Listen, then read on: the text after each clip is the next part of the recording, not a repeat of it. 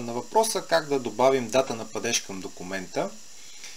За да има дата на падеж, документа задължително трябва да има статус, който да е неплатена или частично плащане.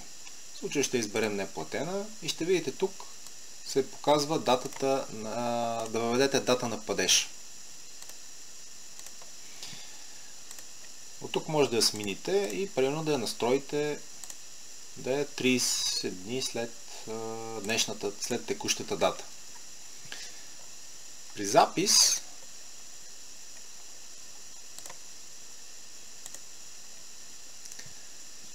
ще виждате статус неплатена и сумата.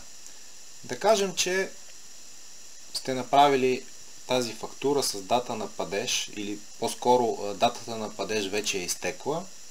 Затова ще върна датата с задна дата да направя датата на падеж 19.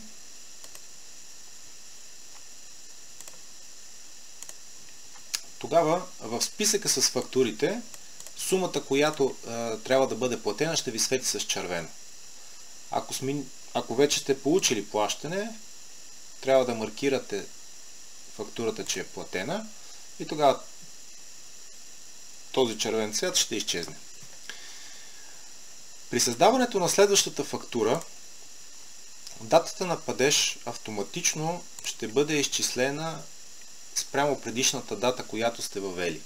Тоест, ако тук сте били сложили 20 дни след датата на създаване на текущата фактура, то и следващата ще бъде изчислена автоматично 20 дни.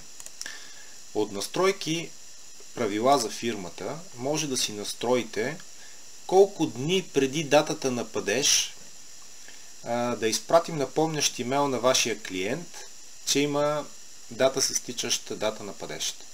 Примерно 10. И така 10 дни преди дата на падеж ние ще изпратим автоматично имейл на този клиент, че има неплатена фактура.